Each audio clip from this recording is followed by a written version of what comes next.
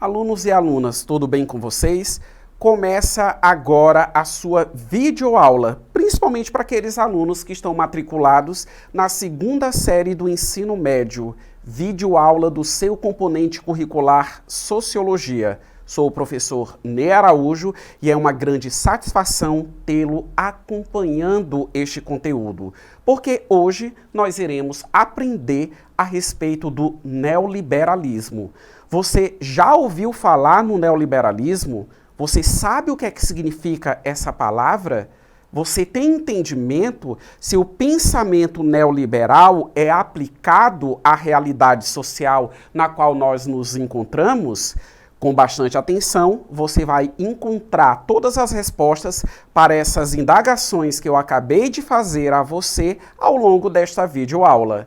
E para começar, vamos observar e acompanhar a leitura de um conceito? Temos aí o conceito de neoliberalismo. Forma moderna do liberalismo que permite uma intervenção limitada do Estado no plano jurídico e econômico. Se vocês pararem para prestar atenção, e você que assiduamente acompanha as videoaulas de sociologia, esse tema ele não é tão estranho a todos vocês. Quer queira, quer não, nós já tivemos videoaula em que nós tratamos a respeito do pensamento liberal, já tivemos videoaula que tratamos a respeito da globalização, e isso são informações que elas estão relacionadas ao pensamento neoliberal. Então, primeira coisa, neo significa o quê? Novo, liberalismo. Vocês puderam observar, no momento que eu li o conceito para vocês, chamando a atenção que é uma nova versão do liberalismo. Então, nesse primeiro momento, vocês podem entender. Neoliberalismo é uma doutrina econômica, é um pensamento econômico vigente na sociedade. E não podemos esquecer que nós vivemos em uma sociedade capitalista. Então, essa é a essência. Liberalismo e neoliberalismo. Valorização da economia de mercado. Nós estamos tratando da livre concorrência. E ainda chama atenção no conceito, com pouca intervenção do Estado. Isso implica dizer o quê? Quem regula o mercado é o próprio mercado, que vai ditando as regras. O Estado, ele atua minimamente. Inclusive, vocês podem visualizar isso nas pesquisas e nos estudos de vocês, quando vocês encontram a expressão em alguns livros ou até mesmo artigos científicos, utilizando a nomenclatura Estado mínimo. É a mínima intervenção do Estado no que diz respeito aos fatores econômicos. Mas vamos aprofundar? Vamos aprender agora a respeito dos princípios do liberalismo. Temos aí alguns apontamentos, conforme vocês podem observar. Mínima participação estatal nos rumos da economia de um país. O comentário que eu fazia agora há pouco a todos vocês.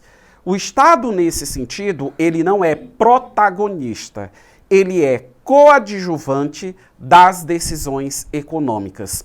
Como eu afirmei anteriormente, o mercado ele tem uma regulação própria. Ponto 2.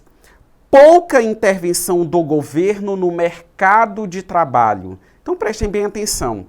Se o mercado ele regula a economia, o mercado de trabalho ele vai ser atingido sem sombra de dúvidas.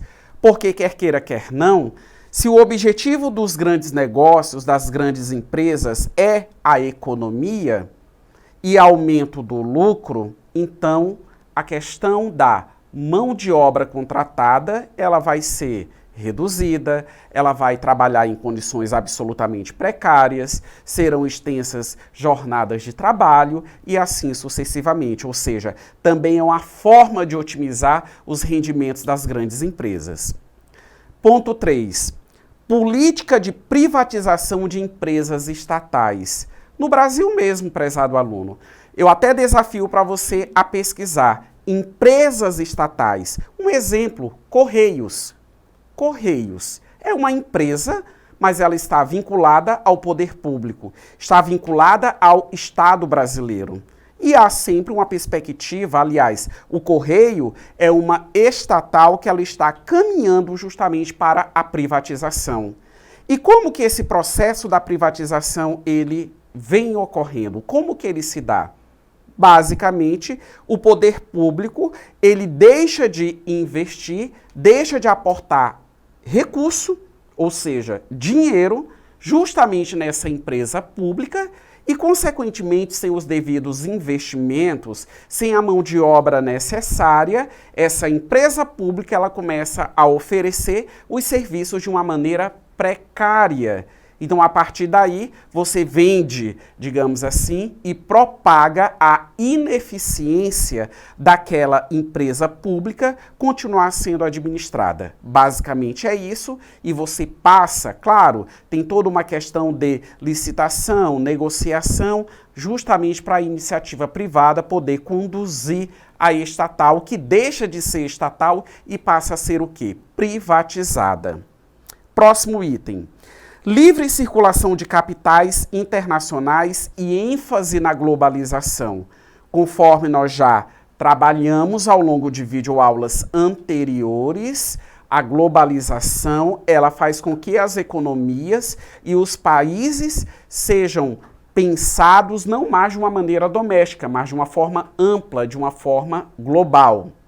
Seguindo, abertura da economia para a entrada de multinacionais, o que é muito comum. E justamente essa entrada das multinacionais, né, uma grande multinacional de uma grande marca que está em um determinado país, por exemplo, aí ela se interessa em vir para o Brasil. Aí ela vem para o Brasil porque ela é boazinha para desenvolver a economia brasileira e etc, etc. Não, existe simplesmente interesses de mercado.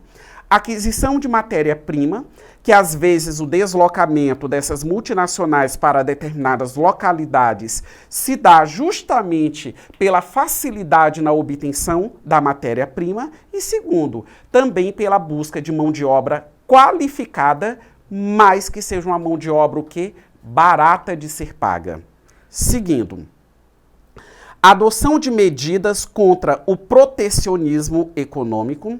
E, por fim, desburocratização do Estado, leis e regras econômicas mais simplificadas para facilitar o funcionamento das atividades econômicas, que é o que a gente percebeu nesses últimos anos no Brasil, flexibilização de leis trabalhistas, né? Ah, pode grevar? Como é que fica a questão da reivindicação de salário? Então, tem muita coisa que hoje, digamos assim, é uma negociação do empregador com o seu empregado e não mais necessariamente obrigações que estavam previstas em lei. Avançando, vamos aqui.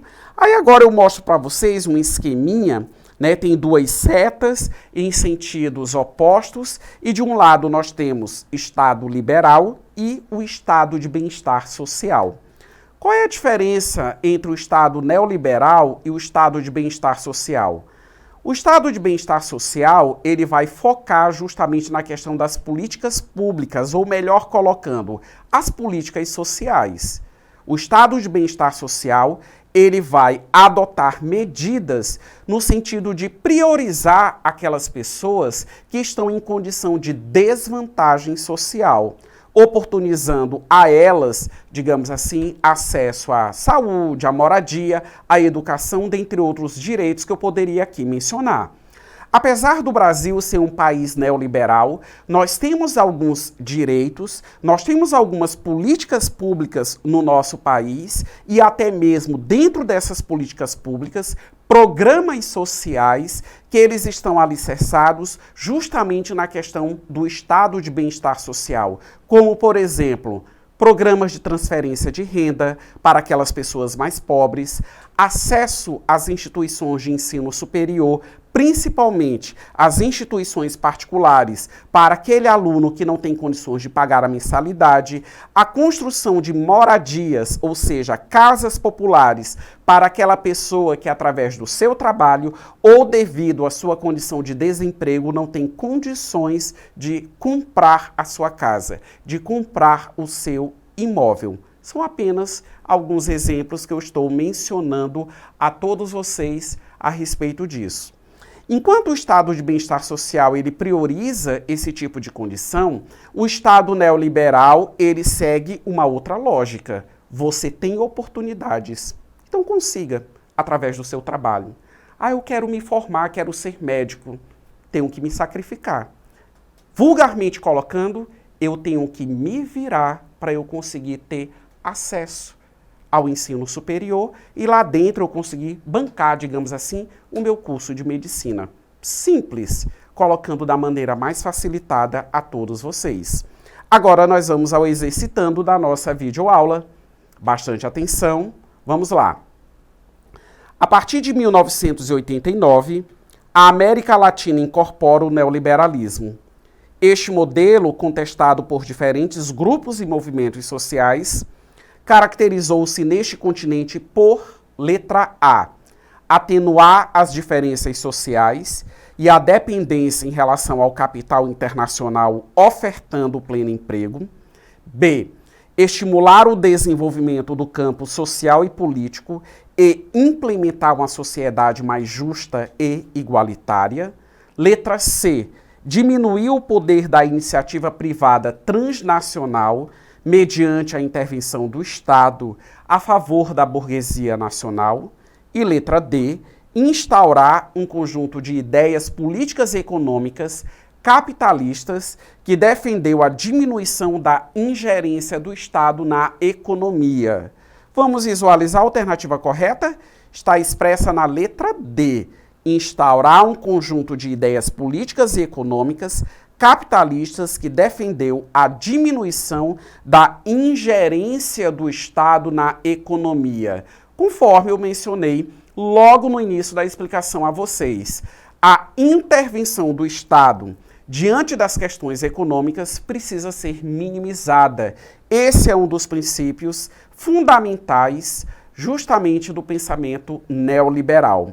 Prezados alunos e alunas, finalizo esta videoaula e não deixe de acessar a plataforma eduque.ac. Um abraço a todos vocês.